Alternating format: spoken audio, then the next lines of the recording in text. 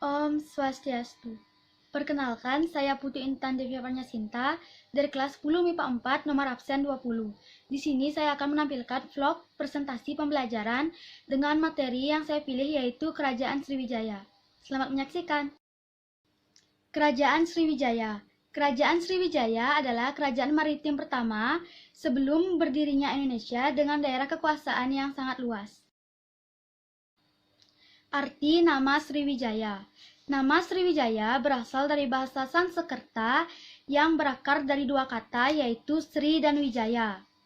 Sri berarti bercahaya atau gemilang dan Wijaya berarti kemenangan atau kejayaan. Maka kata Sriwijaya berarti kemenangan yang gemilang-gemilang. Sumber sejarah.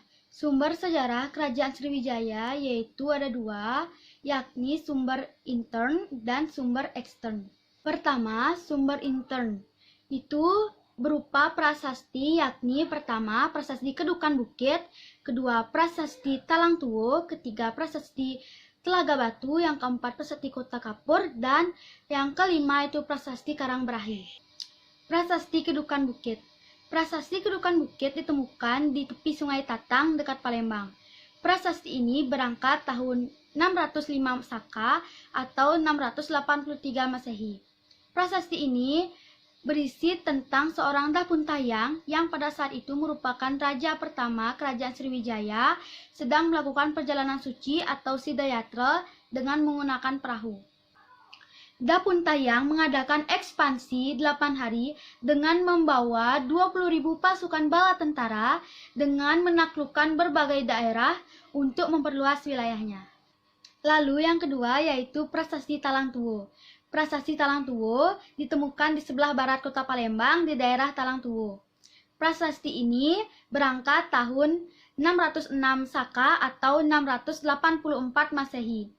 Isi prasasti ini menyebutkan tentang pembangunan sebuah taman yang disebut dengan Srik Setra. Taman ini dibuat oleh Dapuntayang Sri Jayanasa. Yang ketiga yaitu Prasasti Telaga Batu. Prasasti Telaga Batu ditemukan di Palembang. Prasasti ini tidak berangkat tahun. Isi dari prasasti ini yaitu tentang kutukan-kutukan yang menakutkan bagi mereka yang melakukan kejahatan. Yang keempat yaitu Prasasti Kota Batu. Prasasti Kota Batu ditemukan di Pulau Bangka tahun 606 Saka atau 686 Masehi. Isi dari prasasti ini yaitu tentang permintaan kepada para dewa untuk menjaga kedatuan Sriwijaya dan menghukum setiap orang yang bermaksud jahat. Yang kelima yaitu Prasasti Karangberahi. Prasasti ini ditemukan di Jambi tahun 606 Saka atau 686 Masehi. Isi dari prasasti ini sama dengan isi dari prasasti Kota Kapur. Selanjutnya yaitu sumber ekstern Kerajaan Sriwijaya. Sumber ekstern Kerajaan Sriwijaya itu ada 3, yaitu yang pertama berita dari Arab berupa Sribuza, kerajaan besar. Yang kedua yaitu berita dari India seperti kerajaan Nalanda dan Chola. Yang ketiga yaitu berita dari Cina, ketika pendeta Cina yang bernama Yixing menerjemahkan kitab agama Buddha. Jadi, menurut dua sumber sejarah tadi, Kerajaan Sriwijaya diperkirakan berdiri pada abad ke-7 Masehi. Lokasi Kerajaan Sriwijaya. Berdasarkan prasasti-prasasti peninggalan Kerajaan Sriwijaya yang ditemukan, lokasi Kerajaan Sriwijaya berada di Palembang. Kehidupan ekonomi Kerajaan Sriwijaya. Kerajaan Sriwijaya menguasai urat nadi jalur perdagangan seperti Tanah Gentingkra, Selat Malaka, Selat Sunda, dan juga memberikan perlindungan kepada pedagang di perairan Asia Tenggara. Kekayaan Kerajaan Sriwijaya pun juga diperoleh dari pertama, bea masuk dan keluar bandar-bandar Sriwijaya, yang kedua, bea cukai semua kapal yang melalui perairan Asia Tenggara, yang ketiga, upeti persembahan dari raja-raja negara vasal, yang keempat, hasil keuntungan perdagangan. Kehidupan agama Kerajaan Sriwijaya. Menurut berita dari Yixing pada abad ke-7 Masehi di Kerajaan Sriwijaya, terdapat 1.000 biksu agama Buddha di bawah pimpinan Sakyakirti. Hal ini membuktikan bahwa Selama masa kerajaan Sriwijaya, agama Buddha berkembang sangat pesat. Selain itu, menurut berita dari Ising, di Sriwijaya terdapat aliran Buddha Theravada atau sering disebut sebagai Hinayana dan aliran Mahayana. Kehidupan politik Kerajaan Sriwijaya. Kehidupan politik Kerajaan Sriwijaya ditinjau dari raja-raja yang memerintah.